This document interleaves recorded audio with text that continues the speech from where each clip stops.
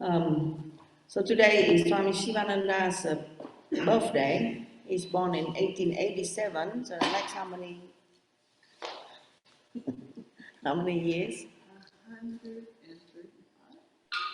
135 years since Swami Sivananda is born. Okay? So he left his body in 1963. So how many years?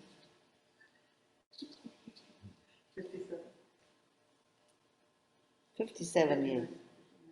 59 years. Yeah. So our teaching here come from the lineage teaching. It's a lineage teaching of yoga. So even though I never met Swami Sivananda, but I hear about Swami Sivananda every day by Swami Devananda, who is my direct teacher. But it's a teaching, it's a lineage teaching. So Swami Sivananda teach from the classical yoga, and that's how the name of the organization is called Sivananda, because of devotion of Swami Devananda toward his teacher. So the main teaching of Swami Sivananda is serve, love, give, purify, meditate. Realize the synthesis of yoga. It means a combination between the different classical yoga paths.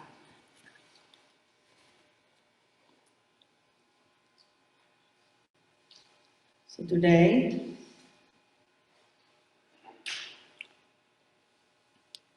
in honor of his birthday for Vietnam and East, it's already happened. And probably you already celebrate, but you still can celebrate. So you need to do a few things today. Yeah? You can chant Om Namo Bhagavate Sivanandaya, 1 hour, if you can, or half an hour, you can chant. Yeah? So here at the ashram we will be chanting. We call Akhanda Kirtan. Akhanda Kirtan means non-stop Kirtan.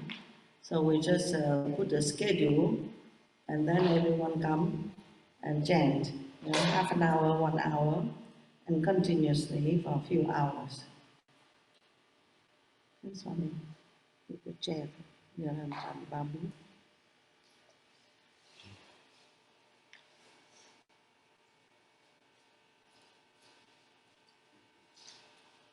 So this is an international satsang. So also there is about 80 people on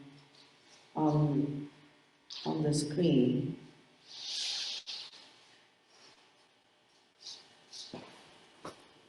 And there's two translations. One is in Vietnamese and one is in Chinese.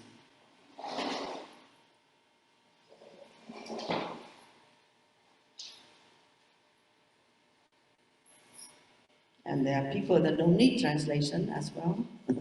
English-speaking people, different place. And I believe there is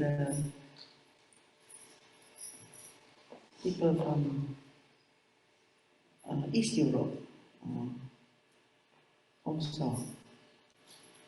So, Swami Sivananda is extraordinary, I would say, yoga master, but modern yoga master, because yoga has been practiced for a long time and taught by yogis to his disciples, but in almost like secretive, the knowledge of yoga is like a private teaching and teaching in cave, and you don't see like now.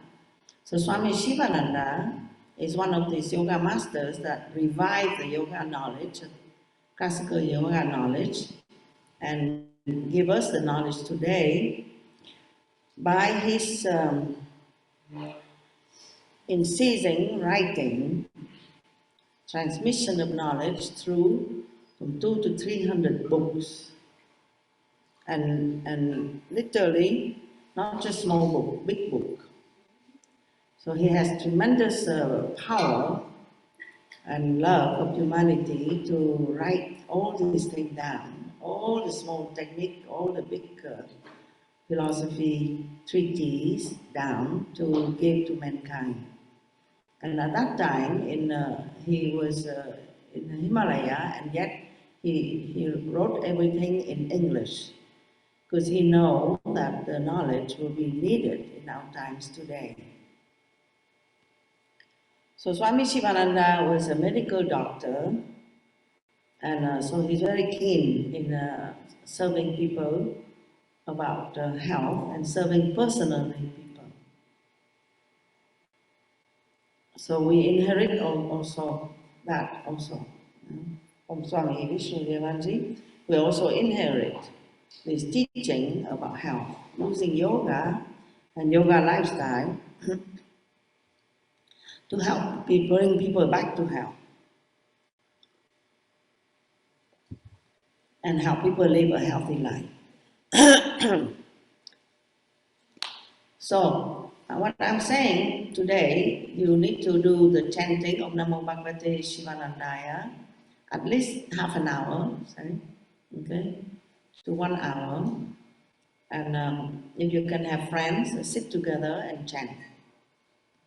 The other thing you need to do is try to practice what he's teaching. Serve, love, give, purify, meditate, realize, which is the combination of the 4 classical paths of yoga. So today, try to serve somebody. Okay? Do something. You don't have to have anything big, anything that you have to say, but try to serve with the intention inside that you're serving God. Or you are serving the self. Seeing the self in somebody and serve somebody. Love the self. So this is the Bhakti Yoga. Serve means Karma Yoga. Serve the self in all. Love, Bhakti Yoga. Love the self in all. Love with no ulterior motive, no selfishness. See your own self in somebody. Okay? Serve, love, give. Give whatever you got. It doesn't have to be big, it doesn't have to be anything, but you just need to give. Give something. Even a smile. Even a smile. Yeah, so I bought some book of Sivananda. So we're going to give you the books for the people that are here. You can come. So you get the book called Sivananda Modern Sage. The little excerpt, biography of Swami Sivananda. Because, I can tell story in a short time. I can never really tell the story of the great person like this. Sivananda, a modern sage.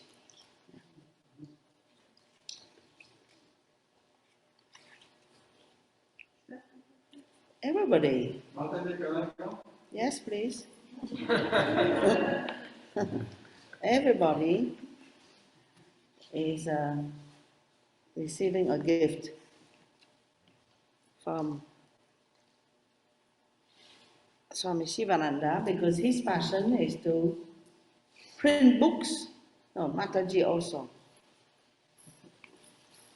Mataji, I give her another book because she doesn't have to have the same book.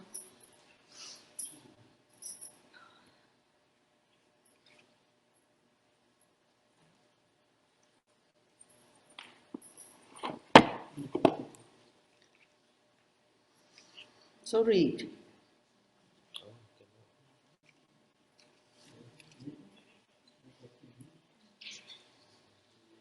The Swami is also. The Swami is going to receive gift also. Please come. And you all.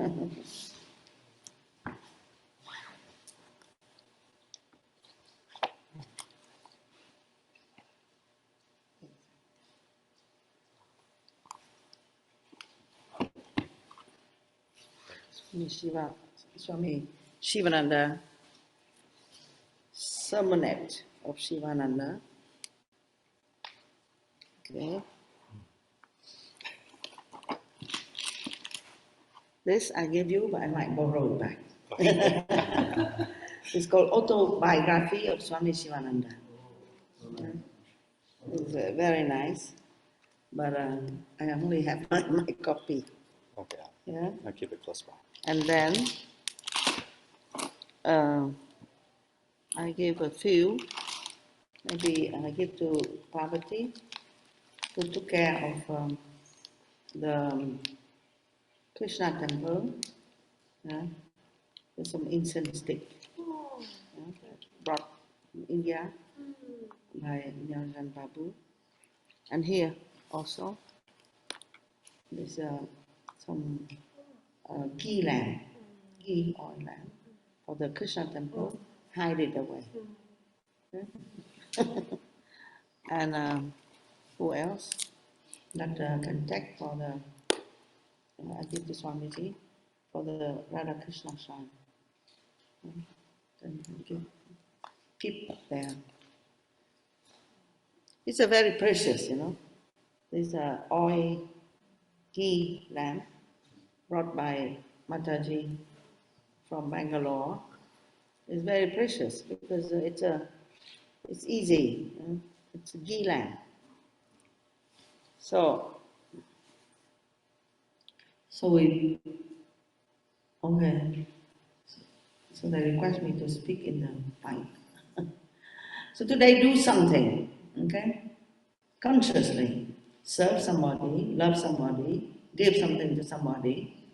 Serve, love, give. Purify, I mean you need to do, let's say chanting mantra, pranayama, asanas, all these are all part of purification.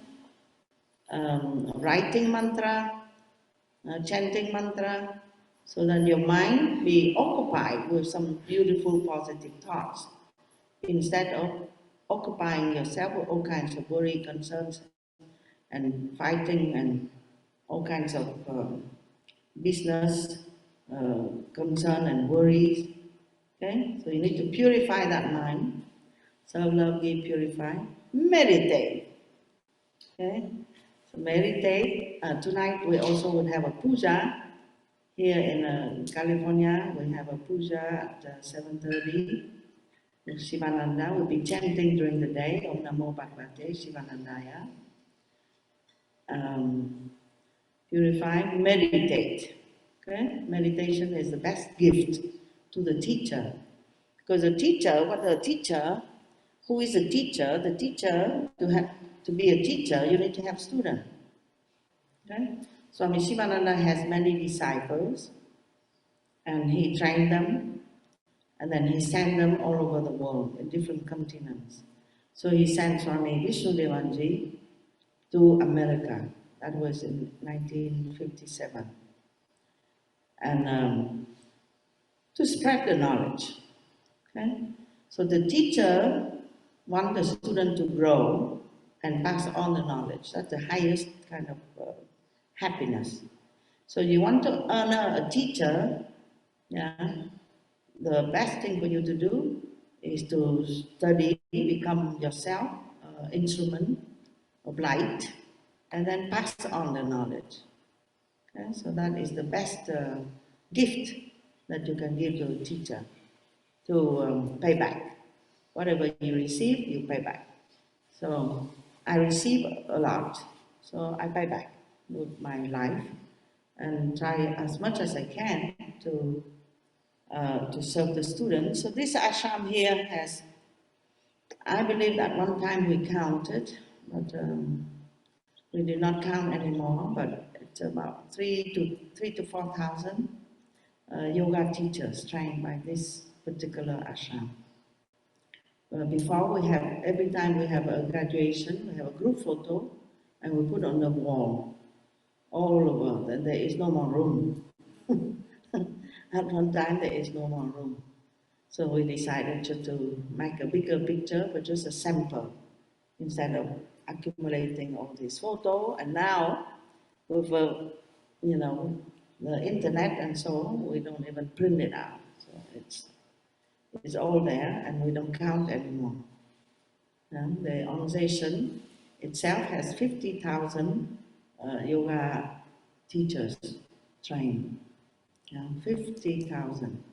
That is the effort of Swami Vishnudevanji, who bring the teaching of Swami, who brought the teaching of Swami Sivananda to this country, adapted to this country, and teaches us from grassroots level all the teaching, yeah, from this treasure uh, treasure house, big, huge body of knowledge from Swami Sivananda.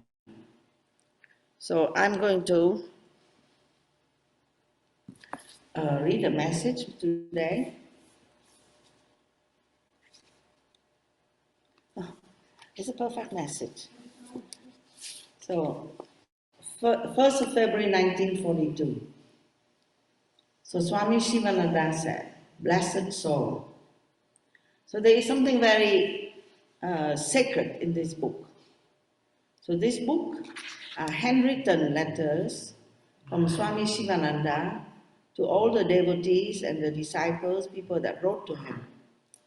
And at that time, in his time, there is no computer, no email. Yeah? So he write everything by hand. And then this, because he answered to each person, and each person has the same kind of dilemma like us. Yeah? We think that we are so unique with our problem, but that is the problem. The problem that we think that we are very unique. No, we are not unique. Why? Because we have the same condition. The same condition is being born in this body and mind, yeah, and forgetting our true nature, our spirit, and start to behave as a separate entity, yeah, and get attached to things. Also, of course, karma makes that you would experience things differently, but just to experience it and let it go, pass, turn the page. And so you can keep moving, learning all the different things that you need to learn in order for you to find your true nature. The moment you connect with your true source, true nature, then you find peace, you find the purpose of your life. So Swami Sivananda wrote to different people, but this message that he wrote is a universal message for everyone. That's the point. Okay? And Swami Vishnudevanji, who is a main disciple of Swami Sivananda, realized it.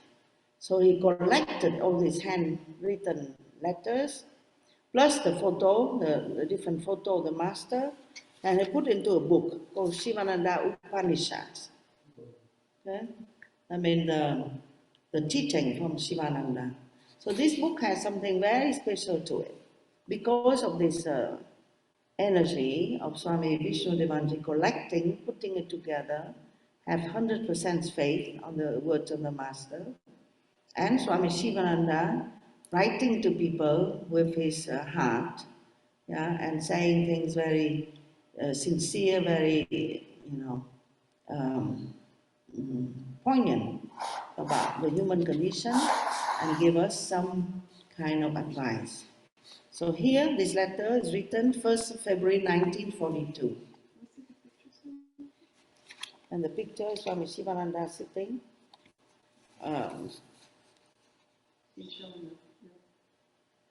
in a chair. Here's Swami Sivananda sitting, his very big body, maybe 1 meter 65 to 70, kind of like this. For an Indian person, he's very tall, he's very big. And yet, when you look at him sitting like this in this picture, what you see a very soft person, like a woman. See? He's very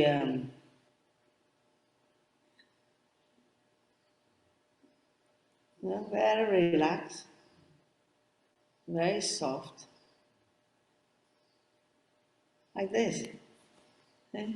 So it shows the humility, the bhakti, the love, the devotion, yeah, within him. Um, the male quality and the female quality all perfected in a person. He said, blessed soul, I mean you and me. There is a terrible panic everywhere. There is restlessness. Many suffer from poverty of moral and spiritual attributes.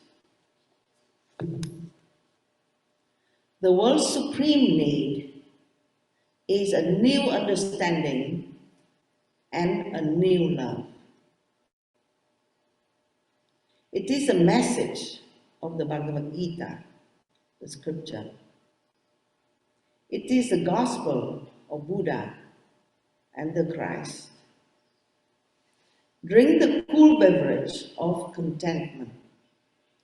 Do not faint and fall in the dust, owing to the feverish excitement of life and intoxication of passion and power.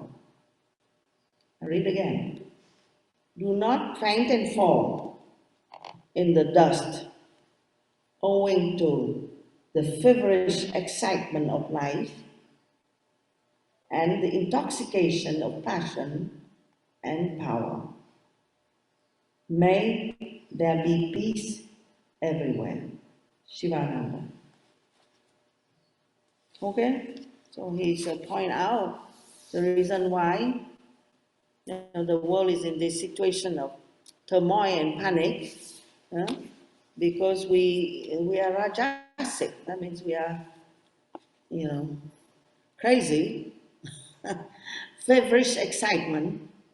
We think life is under our control. We use our senses. We don't have any kind of connection to our inner life. We get ourselves excited, feverish excitement of life due to life. We want to consume, we want to consume, we want to consume. We want to try this, experience that, go here, go there, do this, do that. But then you lose all your prana, that's why, and faint and fall in the dust. I mean, there is nothing there that you can retain, and then you lose all your energy, and you lose your mind also, and then you collapse. And then there are those who are intoxicated. I mean, intoxication is like you take alcohol or something, then you get yourself intoxicated, you lose yourself, you lose your mind. Due to what? Passion. Passion thinking that you are happy by, the senses and sex. This is what we think. And power. All these are coming together, so he's addressing these leaders of mankind. If the leaders are not like this, then people would not be like this. So the responsible people are the leaders in seeking power and seeking passion and not seeking wisdom, not spreading wisdom. So that creates the unpeace, ashanti. So he said, drink the cool beverage of contentment. Contentment means whatever that you get, be happy with that. Don't worry about whatever people get. Don't compare. Don't run here, there. And turn inward. Don't be so restless.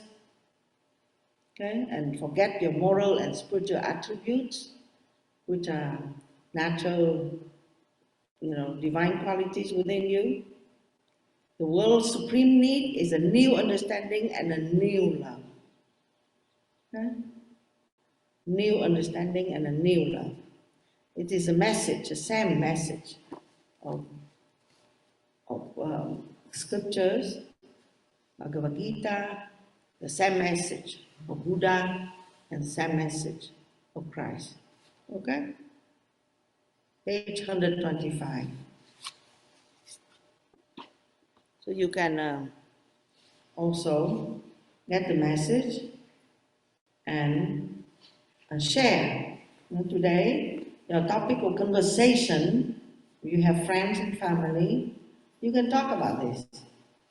You can talk about what he said, why we lack contentment, why we are feverish, why we are excited, why we are restless, why we are running here and there, and how, we waste our time, we fall into dust, and how we can develop new understanding about ourselves and about the world, and new love. New love. That means not selfish love, but new love. Okay? So you would have to forgive those who you find that you find fault with them, or they find fault with you, whatever conflict that you have with them, you will have to forgive them because you want to develop a new love, new understanding. That means you is not this particular mind. Yeah, whatever your mind is, that's not you. Okay? It's just your habit. So try to do something that you don't normally do. Yeah, think something that you don't normally think. Yeah, try to get out of your skin a little bit. Get out of your skin. Try to do something different. Yeah? Something that is lift you up. Like something that you normally would not do, but you would do. And then you feel so good.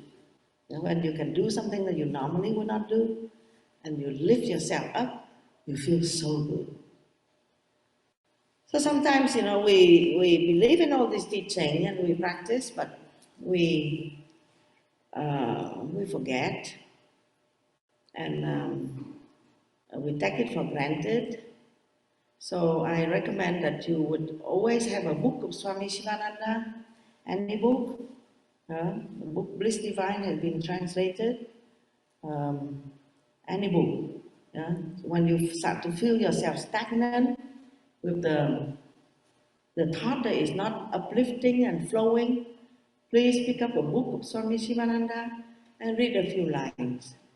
So then you have some satsanga with him, and then it lifts you up right away. There is no other.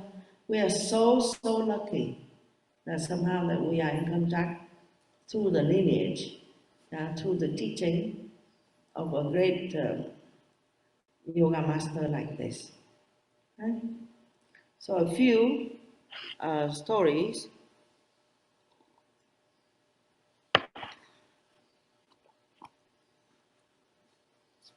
So Swami Sivananda has one motto called DIN, and he makes songs also because he makes sure that we get in what he wants to share. And he knows we like singing songs, so he teaches things in songs. For example, DIN. So then he makes song like this. DIN, DIN, DIN. Do it now, do it now, do it now. So the disciple hear this and also sing.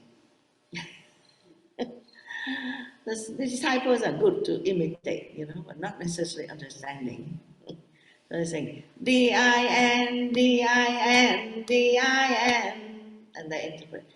Do it never, do it never, do it never. So now you ask, what is it? Do it now. What is it? What is it? Answer. Swami Pranavananda. What is it? Sadhana, he answered. Okay. Something that you have in mind that is good. but you say tomorrow I'll do it. Okay? So I do it now. This morning I wake up very early, around 2 o'clock, and then I walk. Because I have not walked since the heat. So I did not walk because it's too hot. California is very, very, very hot. So this morning I woke up and I say, D-I-N. So I walk with my flashlight. And I said, I will do this. I can do this. Instead of complaining, I cannot walk because it's so hot. So now I want to walk at night. Okay, that's my DIN. So, for you, what's your DIN, Swami? Peace of mind. DIN, your peace of mind? Okay. What's your DIN, Swami Dhammananda? I was also going to say something like Sadhana? asana. Asana. Okay. So DIN. Okay, and how about Murali? Right conduct. What is it? Right conduct. Right conduct. That's very good. How about Jaidev? Asana. Asana. Okay. How about asana? How about our guest? This. You already make yourself come here. Yeah. Yeah. You must have some thought there. Okay, I go. Yeah. And no matter what. And our friends there also. We try to deter you not to come. Because the day that you're supposed to come, there's a smoke and then a fire and things. We try to convince you, please don't come. And they show up. Yes? Yeah. So DIN. Arisha? Huh? Sadhana. Sadhana. Okay, Kartikeya. The asanas, and I finally picked up all my clothes yesterday. It took you 1 month. Over a month. It took him over a month to fold his clothing. It was all the bag, I had 2 big bags when I got there. I was like living out of that. Yeah. No. I was just putting up every single way and finding space for everything. Okay. Getting rid of some clothes. Okay, so you learned the lesson? Yeah. DIN? Yeah. Yeah. So for a month and a half or so, you live in the suitcase, but now you put it away, so you could have enjoying the space in your room for 1 month and a half. See? So that's why it's so important to do DIN. Yeah. Be present. Be? Present. Be present. Yes. Very, very good. So the moment your mind drifts to the past, then you say, okay, the present. Okay, forget about the past. It's just my mind. Yeah? And then my mind drifts to the future and you become anxious. Yeah? You drift to the past and you become angry or regretful. If it drifts to the future, then you become anxious. Okay?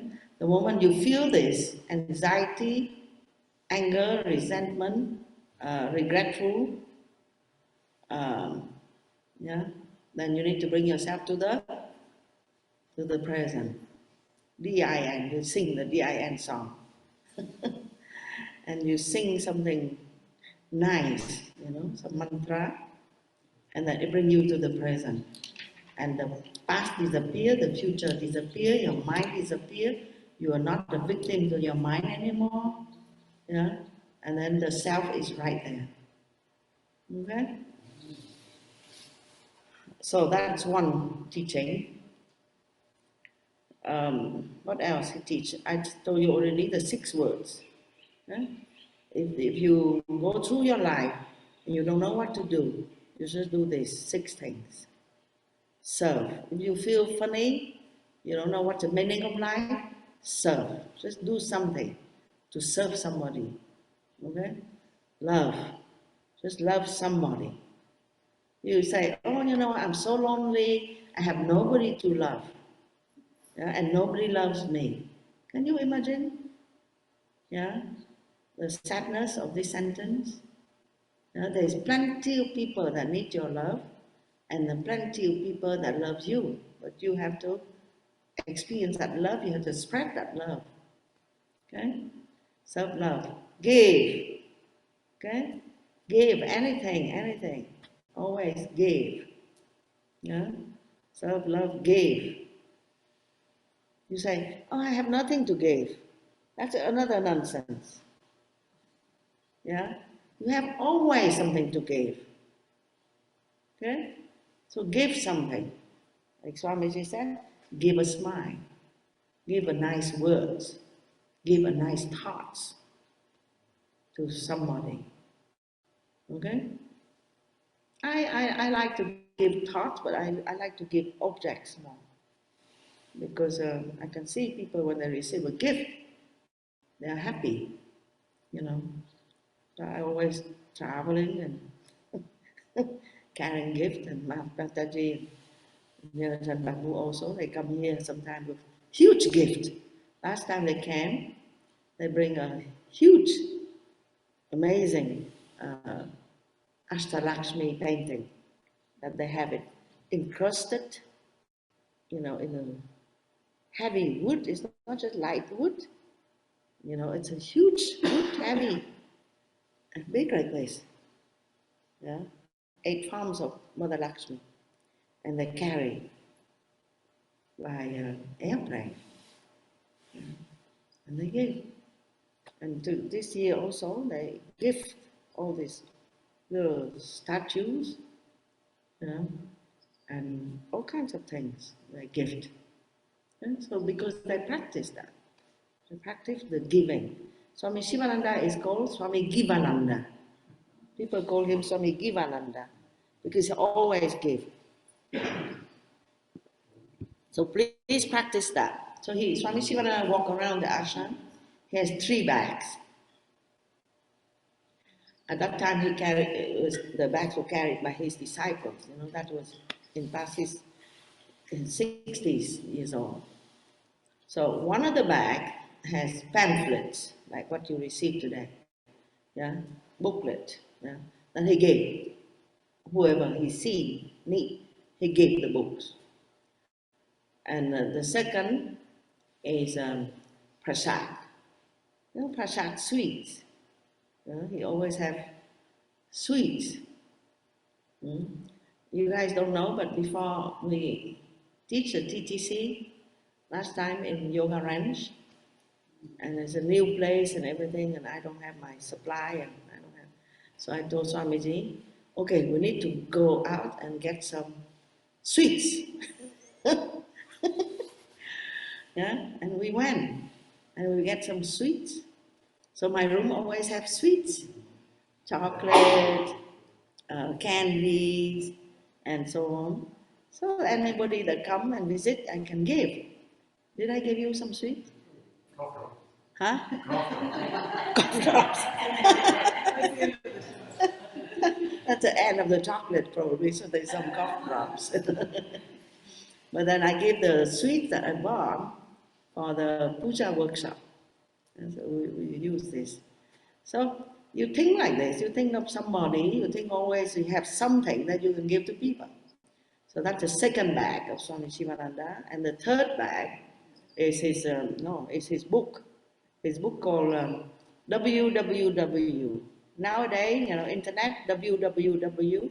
But Swami Sivananda, 100 years ago, he has WWW notebook.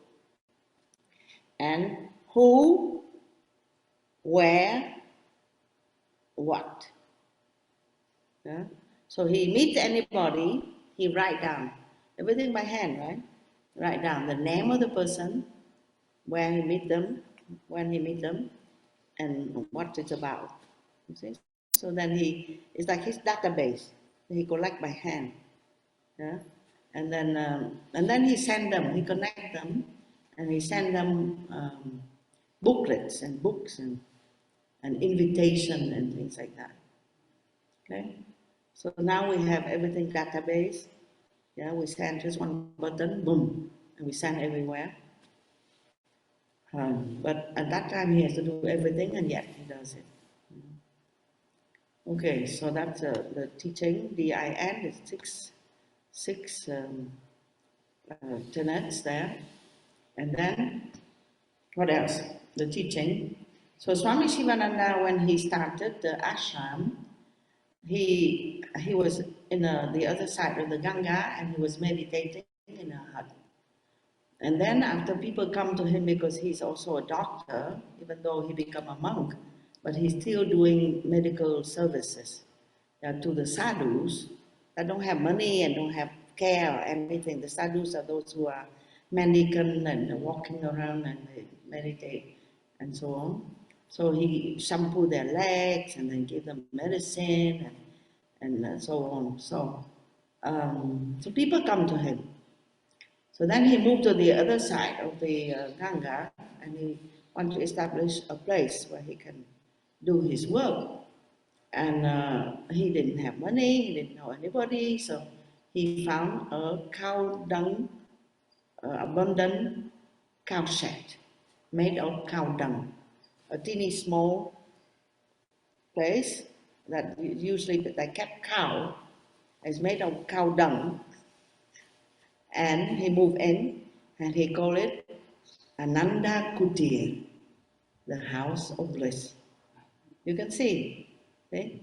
So, and he started like this. So the whole ashram become very big now, you know, with hundreds of rooms and the whole hill there and everything. But he started like this, with an abundant cow shed. Yeah? So what you learn from that? You know, don't wait for an ideal situation to do something that is needed. Yeah? DIN, do it now. And doesn't matter, you know, the building now, you know. Yoga teacher worry too much about, you know, our studio and how it look like, and you know, I will not meditate if you don't have a perfect meditation cushion, and if I don't have a perfect yoga mat from the best name brand. Yeah, you know the brand name, Swami Adi Bhashakti, the brand name of yoga mat, the good name is how much is it now? $120. Niranjan Babu. $120 to have a brand name yoga mat, and I'm not sure they will do yoga on it, but they have to buy that one. You see? But you learn from Swami Sivananda, yeah, do what is needed, doesn't matter the outside. Okay? Swami Vishnudevanji, he followed his master. Swami Vishnudevanji followed everything of the master. He contemplated on the life of the master. He remembered every bit of it. So when he came to New York, how did he teach his first yoga class? In a small hotel room, there is a bed, his bed. He stands on the bed, and there's a space about the size of the bed underneath, and he has a private class with one person doing asana, and he stands on the bed and teaching the person. That's how he works. So the same thing. Do what is needed, don't worry about everything else. And then when he came to Montreal, he started to teach. Yeah, and he wanted to get a yoga center, the first yoga center, and then there's a building that is cheap in the bad neighborhood. So then he said, I go there, open the yoga center. So everybody tell him, Swamiji, don't go there, bad neighborhood. So he said, exactly, that's where I need to go. So then he go, get that building, and that building is small. And then he wanted to do a printing press like Swami Sivananda. Swami Sivananda has his own printing press. So Swami Vishnudevanji dig with his own hand. You imagine, you have to imagine this. Yeah? So this is a half basement, right? you're going to put a printing press in the half basement. So he dig with his own hand deep down so that it become a basement that you can stand. Yeah, you can stand above your head, and he put his printing press, and he printed his pamphlet. At that time, it's called Health Digest. So he used a sample of Reader's Digest, that magazine. He do Health Digest, and in it there are different articles and different stories, different anecdotes, and so on. That's how the beginning. Swami Sivananda also in the beginning created this magazine called Ambrosia, about health. So these are extraordinary people that that do things when it's needed, do whatever it takes. They don't have any nonsense, right? Swami Sivananda, when he was struck by the Vedanta philosophy, and then he left his medical profession. He was a director of hospital at that time. He left, and then he left everything. He went to Himalaya as a mendicant monk. He has nothing, yeah, and he sleep in the cold in the Himalaya, and he received a gift. He told he received a gift of a blanket. He didn't even have a blanket. He received a gift of a blanket, and then he wanted at that time already when he was a mendicant, and he has no place, nothing. Then at that time already he has the desire to spread the knowledge that came to him as inspiration. So he went to the post office, and people read their letters. At that time was an airgram letter, they write on one side and one side is the address. After they read and they throw in the garbage. Right? So Swami Sivananda stand there, pick up all these letters, that people throw, and on the other side of the address side there is some space. Yeah, that's how he started to write his first books. Okay? And then how he published it, he gave this to this publisher, and he say, okay, you can print how many copies you want. You give me a few, few hundreds, and the rest you can sell, and then that's your payment. That's how it works. Okay? And then after he established his own printing press, when you can see in picture, he do his own printing, and then distributing for free books everywhere. So that's another thing we learn. Yeah, that generosity of Sivananda is extraordinary. And Swami Givananda. So now, what else we learn from him?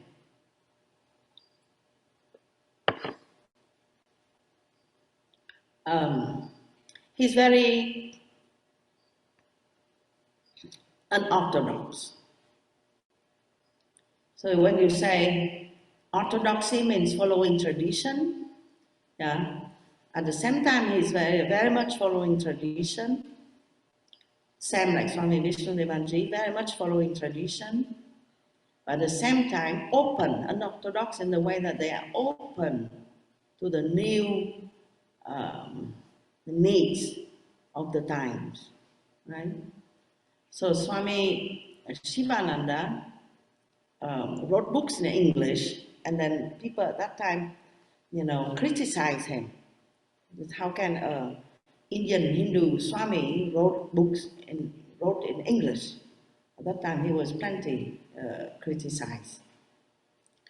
But he doesn't care because he knows the future of yoga. And then what else? Unorthodox. He wrote books in English. He wear English coats.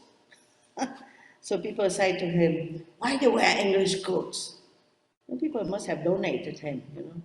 His coat is like huge, big. Huh? Yeah, you can see the picture there. Yeah. English coat over his dhotis in India.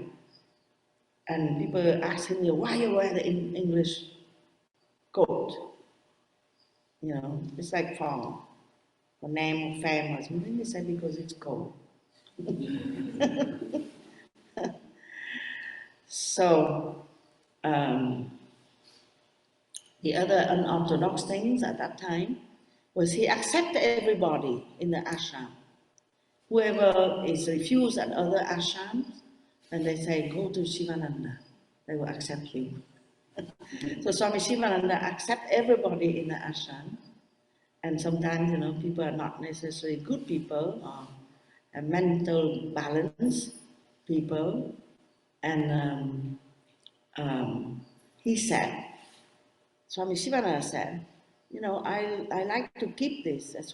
Even Swami Vishnudeva tell the story that he complained, he's a very young Swami at that time, you know, gung ho, and he complained that some inmates, I mean, people that live in the ashram are not very keen in doing practices, you know. So then he complained, he said to Master, why you keep them here? Yeah. And Swami Sivananda said, it's better that I keep them here so they don't create harm to society. So I do that service that way. Imagine, there's this kind of thinking. Yeah? And one of those guys that he kept there, one time come and try to kill him. Yeah? It's a real true story. Yeah? And with an axe. You know, the man is maybe something that is disturbed. And Swami Sivananda said, okay, just stay here, don't go. And then he come and he tried to kill the master with an axe hitting on his head. Yeah? And miss that day Swami Sivananda wear a turban, and his disciple jump up and try to control this guy. It's in the middle of the evening satsang or morning satsang when it's still dark over the oil lamp. And Sivananda said, you know, very, very quickly in that crisis when the disciple jumped up and control this guy that just hit him. And Sivananda said, Vishnu Swami, control your emotions. So that's the first word that come from Sivananda, which is teaching. Yeah? Even in extreme situation like this, control your emotions. But he didn't say, oh, thank you for saving my life. He didn't say that, you see. So this is the test of realization. I mean, he's not afraid of dying, he's not attached to his body, he's still teaching in the extreme situation. And then after he went to the jail, this guy being brought to the jail, because people want to beat him, and Swami Sivananda brought flowers and fruits and bowed to his feet and gave him money and sent him home. So the story is after some time, this man wrote to Swamiji, to Master Sivananda, and said he has a change of heart. So thank you and have a change of heart. So, you know, when he was young, the same thing, he unorthodox, I mean, very open and understand something beyond our normal understanding, is that he went to learn. At that time, he's a very athletic young man. He want to learn the art of fencing. I mean, fighting with stick, you know, sports. And from an untouchable person in the village. And then people tell him, and his family member tell him, this is not okay for you to do so, because he's a high-class Brahmin. So then, so he's feeling sad. He's sitting in his puja room one day, worshipping with his father. He's a young boy, you know, offering flowers and offering to the deity in the altar. And all of a sudden, he has a vision that the heart of the deity that he worshipped jumped into the heart of the untouchable teacher in the village. And that means what? He has that vision and he realized that God is everywhere. God is in the heart. of, of everybody. So he run to town, to village, and bring again fruits and flowers and bow to the feet of his teacher. So that is, he told the story how God come to his life, break the boundary of class. And then the boundary of gender. So Swami Sivananda is, I don't know exactly, so I cannot say, but I know for sure is one of the first, or the first, Swami or ashram to initiate woman sannyasi.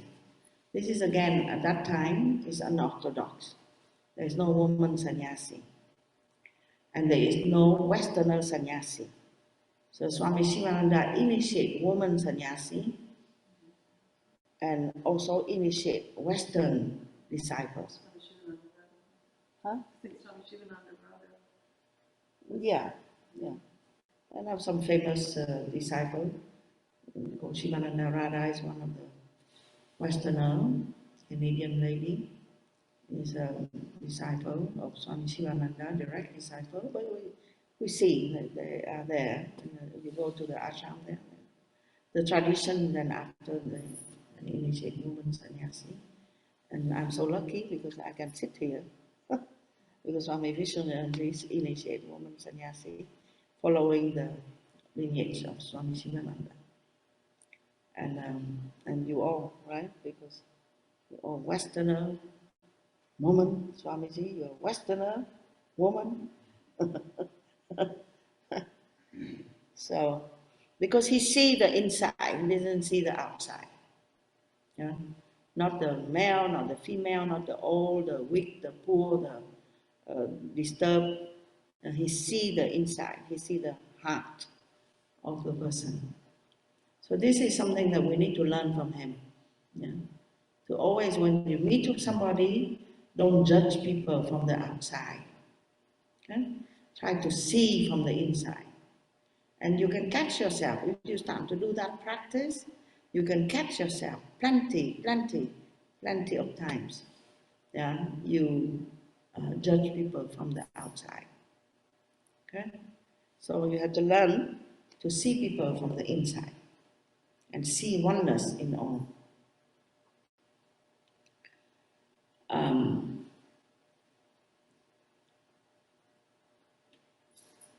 Swami Sivananda, when Swami Vishnunanda, first time when he met Swami Sivananda, he was 19, boy, small. Swami Vishnunanda is very small, 5'2" or 5'3", something like about my size. And 90 pounds, that means teeny small boy. And he came, by destiny, he came to meet the master because he was looking for a teacher. And he found a piece of paper in the wastebasket, that's the pamphlet of Shivananda. So, but when he met Swami Shivananda, at that time 60 years old, a great Mahatma, I mean, he's recognized by the government of India, he's recognized by people, all over people come to see him, and he has a lot of following. And Swami Shivananda, when Swami Vishnunanda, when he met with the master, he told a story that is the first lesson that he learned from Shivananda is the lesson of humility. Because Swami Vishnundevanji, young boy, very scientific, arrogant mind, he didn't want to bow to the feet of the master, even though he wanted to find his teacher. But somehow his mind, his scientific mind, did not allow him, so then he hid himself on the side of the little alley there, not to have to bow. But then Swami Sivananda, instead of passing by, comes straight to him, and Sivananda is tall, huge body, bow to the feet of this young man, arrogant 19 years old young man. And Swami Vishnundev shook, his body shook, he bowed down, of course, but he remembered for the rest of his life. This is the first lesson that he learned. He said that Swami Sivananda can sit on the throne, look like very holy, it would not impress me. But this gesture of Sivananda impressed me. So he became the disciple after that. And then Vishnu Devanji, in the same evening, he went to the Ganga and he saw the disciples of Swami Sivananda doing arati to the Ganga, which is a ceremony of light, waving the light.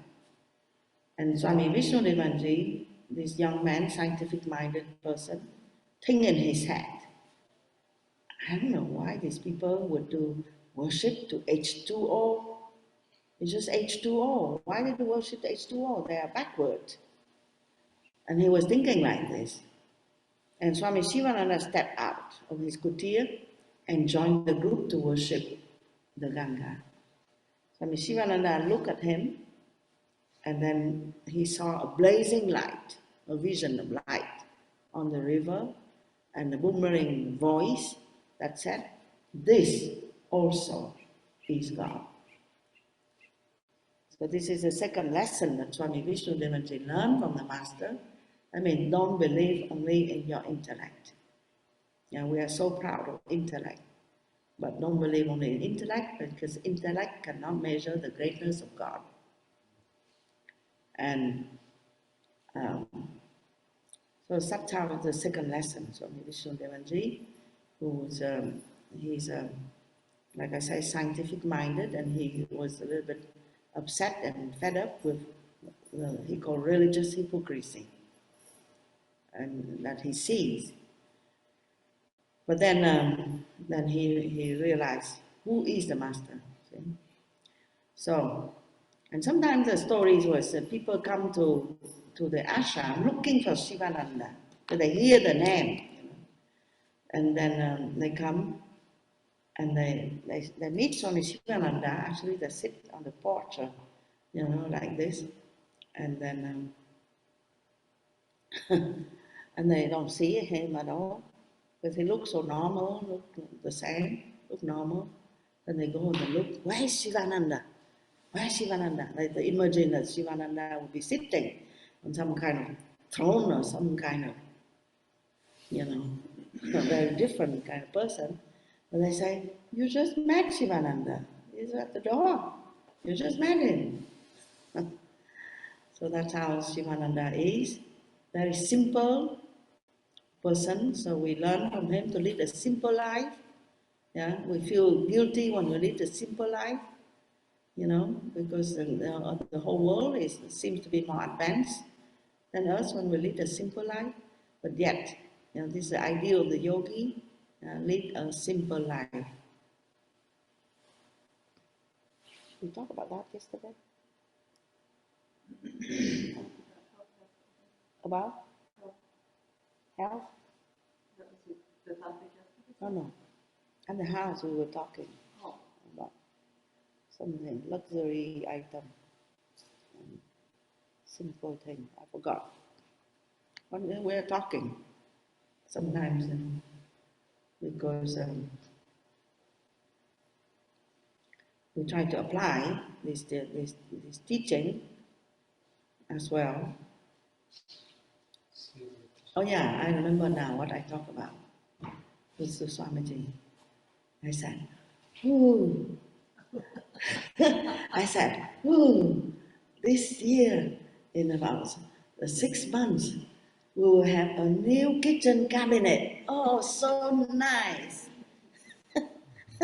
Because we go to the Swamiji's house, where we host our special guests there, has an old kitchen cabinet that really fall apart. The drawer is not closed anymore. It's really not. The counter is not sufficient and broken, and the sink is not okay. So we were thinking that to change this kitchen cabinet since a very long time. Many years. 7 years that I know. Yeah, 7 years. So she came there, and then, but it never really, the money would go there, right? The money would go to something else to improve the comfort of the guests, right? So then you never feel that we can do this.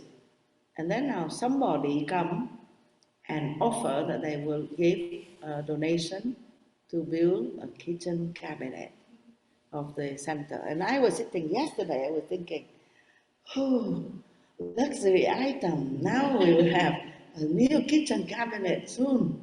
Yeah. So that was a, I don't know why I tell the story. Oh yeah, about simple life. Simple life. But sometimes, some little comfort is it's kind of nice, and the road, yeah.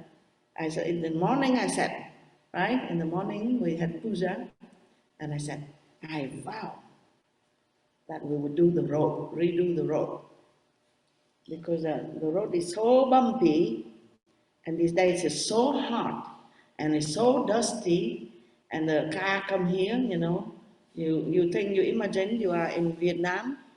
You think that Swami Sita is living in America. She enjoy luxury, she enjoy life, material life. You are in Vietnam and China, you think like this. No way, you have to come to the ashram, yoga farm, and then you will see. Shiva coming will come here very soon to share in the tapas. The roads are very bumpy, and up car, boom, every day we have to go to the satsang, it's far, the house, because Swamiji built that house for seclusion, that's why it's so far, and we sit in that car bumpy, so break the car, break the road, break the head in my brain. I all the time complain that my brain jumping out of my skull. So then we have still maybe a donation for repairing the road. So, simple life. Why I tell this? I'm deviating from Swami Sivananda. So Swami Sivananda, he say words like simple living, high thinking. Okay? If you live so much in luxury and you are attached to this thing, and then your life is more bound, and then you are so busy thinking about these items, and you cannot have the space in the mind to think high. Yeah? And our goal in life, in fact, is to think high.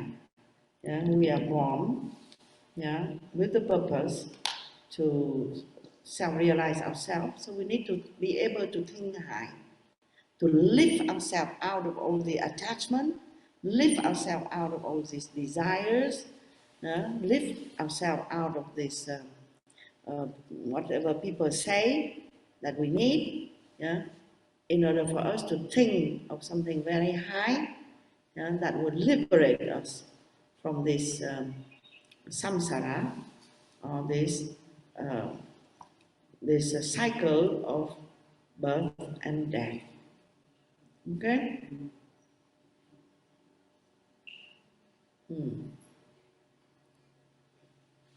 So I have another book, Biography of Modern Sage, that you have a little copy there, but it's very big. So then I read just at random here. Swamiji was meticulous, Swamiji means Swami Sivananda, was meticulous in the matter of receiving and treating guests. If someone has an appointment with him at 5 p.m., he would be in the receiving lobby even at 4:45 p.m. His principle was that the guest should not be made to wait. There was generally a greater rush of visitors in the evening than in the morning. Sometimes Swamiji volunteered to show them around the ashram himself. He started with the various departments in the office and then took the visitor to the hospital, the Ayurvedic pharmacy, the post office, the kitchen, then up the hill to the studio, yoga studio, and the film studio, the yoga museum, the guha, the cave, and the bhajan hall. Wow, the cave. Yes, the cave in the ashram, I did not know that. We need to create a cave here. Yeah. Then the bhajan hall, the temple, the press where he printed, the primary school, library, and so on. It took a little over an hour if the visitor was in a hurry. This hour acted only as an appetizer, and the visitor always left with a resolve to spend a few days at the ashram. So toward the evening, and the master returned to his kutir.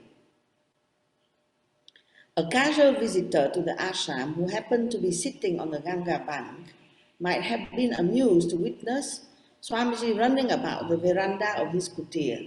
So he's running. He started with pacing up and down the veranda with Om chanting. One who approached him closer found out the faraway look in his eyes, which looked at the surrounding world with an unseeing vacancy that refused to recognize any kind of objective existence. Then he ran about the veranda, which is his evening exercise. In the summer, Swamiji spent the evening hour on the Ganga bank in silent contemplation. In the winter, within the kutir itself. When the ashram lights came on, Swamiji saluted them, chanting a sloka of the Gita. This was his favorite method of giving the divine touch to all phenomena around him. A glass of milk and one piece of bread, and he was ready to go up to attend the night satsang, study Bhagavad Gita, recitation of Ramayana, chanting of kirtan and bhajan, and occasional lecture formed the important items in this satsang, and the crowning feature was always Swamiji's own song. Often, occasionally, he would take part in a drama staged at the ashram satsang, and once during the Diamond Jubilee, he played the part of a divine messenger to the delight and amusement of all. On one occasion, he narrated the story of Bhakta Nandana, and with kartal, the symbol, in his hand, he sang several kirtan which were popular in the 20s and the 30s, and the audience was spellbound. Eminent musicians came from all over India to visit Swamiji, especially during festivals and celebrations. They delighted all with their performances.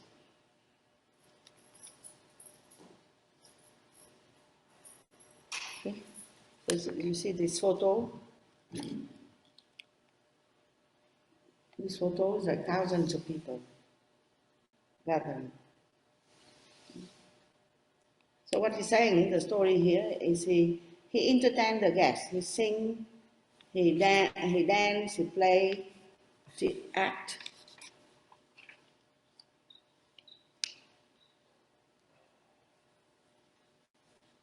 So this is an account of somebody, and then we end the story today. The sun has set, Wednesday, May 23rd, 1962. 62 is 1 year before Sivananda left his body. And somebody wrote, the moon has not yet risen.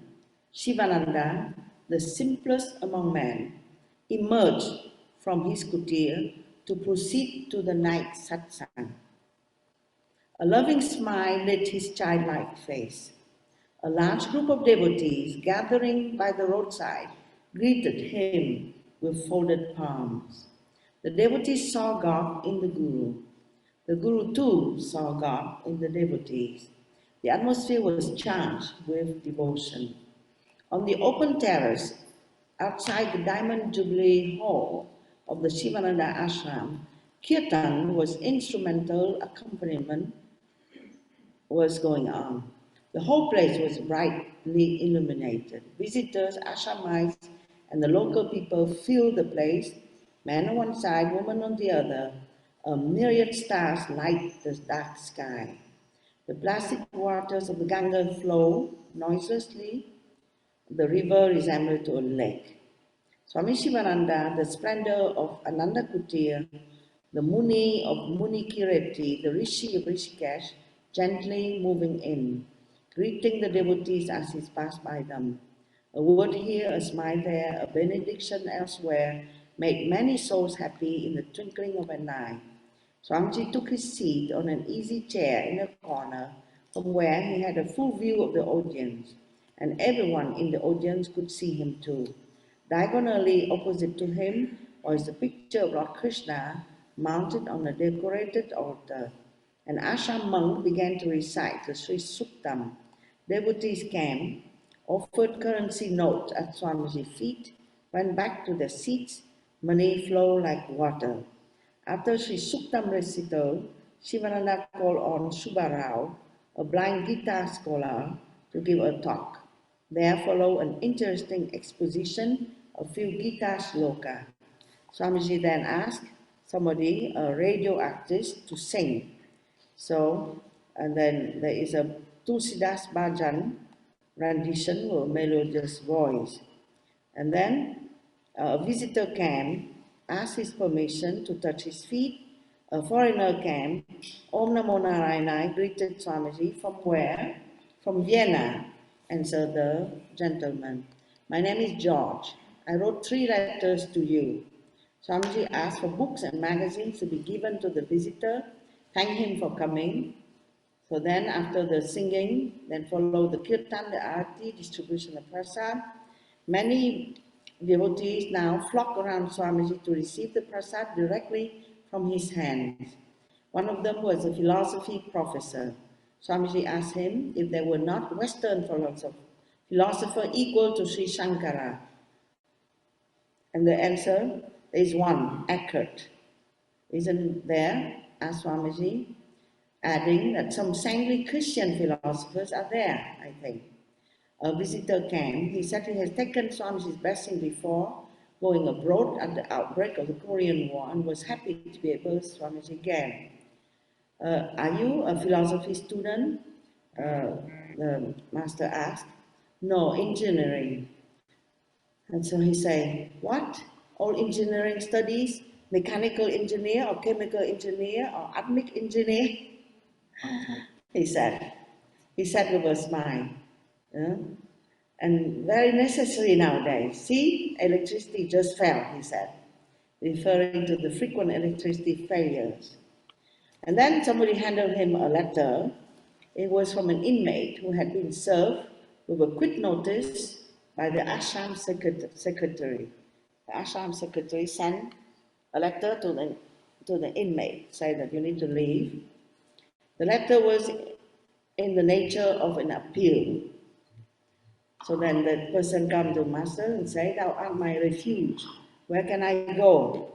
Sivananda, usually very considerate, dismissed the petition with the caustic remark, lazy man. So he did not. Normally he's very compassionate, but in this case he said, lazy man.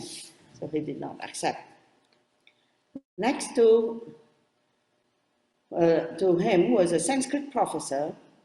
He narrated how, as a student, he has gone through Swamiji's book on Brahmacharya and benefited much.